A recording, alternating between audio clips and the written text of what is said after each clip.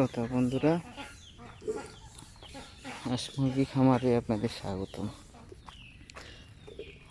আজকে এটাই আমার প্রথম পর্ব। আসলে আজকে আসছি একটা সতর্কবার্তা নিয়ে। এই যে দেখুন, আমার নতুন করে শুরু করছি। এটা হলো হাঁসের, এটা বড় করা হবে। এখন মাত্র 12টা হাঁস নিয়ে শুরু করছি, সামনে বড় করা হবে। এটা একটা পুষ্কুনি, আমাদের পুকুরের উপরে হাঁস পালন শুরু করছি। তো আপাতত এই যে আমার হাঁসগুলো দেখেন, অনেক সুন্দর বড় হয়েছে। হাঁসগুলো খুব দ্রুত বড় হয়েছে। এগুলো নিজেরা ফুটে তারপরে করছি। আসলে এগুলোকে বলে এই গ্রেড বাচ্চা আমরা যেগুলো ফুটাই। আর আমি আজকে একটা সতর্কবার্তা নিয়ে আসছি আপনাদের সামনে উপস্থাপন করব। সেটা হলো, আমি কুমিল্লা থেকে 200 দেশি মুরগি বাচ্চা আনছি। আসলে বাচ্চাগুলি আমি নতুন তো কিছু জানি না, তার জন্য বাচ্চাগুলি অনেক খারাপ, মানে ছোটো বড় মিলে আমি জানতাম না কিছুই। তো এখন আইসা বুঝলাম খোঁজখবর নেওয়ার পরে যে আসলে বাচ্চাগুলো একেবারে বাজে বাচ্চা ছিল। তো বাচ্চাগুলি মারা যাচ্ছে। এখন একটু অসুস্থ তো আছেই, তার ফাঁকে মারাও যাচ্ছে। এই দেখেন, 50টার মতো, 200 বাচ্চার মধ্যে 50টার মতো মারা গেছে। এখন পর্যন্ত আরও বাচ্চা মারা যাচ্ছে। এই যে দেখেন বাচ্চাগুলো কীভাবে মারা যাচ্ছে। দেশি মুরগির বাচ্চা হিসাবে এগুলো বিক্রি করছে আমার কাছে। এই যে দেখেন বাচ্চাগুলো এই যে শুয়ে আছে ঝিমঝিম করে। ওষুধ খাওয়াইতেছি, কোনো কাজ হচ্ছে না। আসলে বাচ্চাগুলোই এরকম আর কি, যে এই বাচ্চা মানে এদিকে এক প্রকার প্রতারক তারা এগুলো করে। আর তারা বেশি দিন টিকবে না, সেই জন্যই আমি ভিডিওটা করা। আসলে ভিডিওটা এই জন্য করছি, আমি কুমিল্লা বিশ্ব রোড, পদ্মার বাজার বিশ্ব রোড থেকে সামনে নার্সারির সামনে এরকম একটা জায়গা থেকে এই বাচ্চাগুলো নিয়ে আসছি। আসলে উশালার এরকমই, যে কোনো কিছু না বলে বাচ্চাগুলো দিয়েছে। আমি বলছি ভাই আমি নতুন, আমি কিছু জানি না, তারপরে এই বাচ্চাগুলো আমাকে দিছে। বাচ্চাগুলো একদম দুর্বল, এত বেশি দুর্বল বাচ্চা। সবাই আনার পরে বললো যে বাচ্চাগুলো বাঁচবে না। তারপর আমি চেষ্টা করেছি। আজকে 7 দিন চলতেছে বাচ্চাটার বয়স, কিন্তু এই 7 দিনের মধ্যে প্রায় 50টা বাচ্চা মারা গেছে। গত 2-3 দিনে মারা গেছে প্রায় 30টার মতো বাচ্চা। তো এই বাচ্চাগুলো আমার সম্ভাবনা বাঁচবো না। তবে আপনারা যদি কেউ নতুন খামার করেন, কেউ খামার করার ইচ্ছা থাকে, আমি মনে করি যে এরকম যারা ইউটিউব থেকে লিঙ্ক নিয়ে বাচ্চা আনবেন না। আপনার বাড়ির পাশে দেখেন যারা নাম কি জন্য ডিলার আছে, তাদের কাছ থেকে বাচ্চা সংগ্রহ করেন। তারা ব্যবসার খাতিরে ব্যবসা করবে বললে সেজন্য আপনাকে ভালো বাচ্চা দেবে। তারা যেখানে ভালো বাচ্চা সেখান থেকে সংগ্রহ করবো। বাংলা বাচ্চা না পারেন, যে কোনো বাচ্চা আনেন, আপনি ডিলারদের কাছ থেকে আনেন। কিন্তু এমনিতে যারা প্রতারক চক্রের কাছ থেকে আপনারা কখনো বাচ্চা আনবেন না। কারণ আসলে এরা প্রতারক চক্র।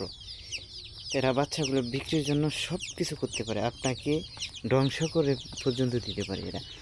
এদের কথা বিশ্বাস করে কোনো বাচ্চা আপনি আপনার ফার্ম শুরু করবেন না। কারণ এদের কথা শুনলে, এদের কথা মনে হয় যেন এরা কিছুই জানে না, এরাই দুনিয়ার সব কিছু। আসলে এরা হলো সিটার।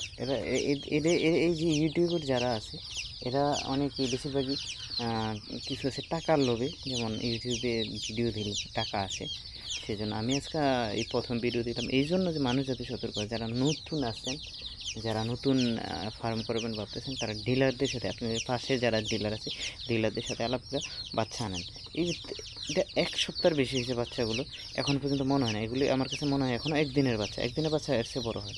মানে বাচ্চাগুলো কতগুলি আনকোয়ালিটির বাচ্চা, সেটা আপনারা বুঝতে পারছেন। হ্যাঁ, তো ওষুধ চালাই দিয়েছি, তারপরও মৃত্যু রোধ হইতেছে না। আপনি দেখেন ব্রোডিং মোটামুটি সুন্দর করে করছি, কিন্তু ব্রোডিংটা করার পরও আপনি এটা বাচ্চা বাঁচাইতে পারি না।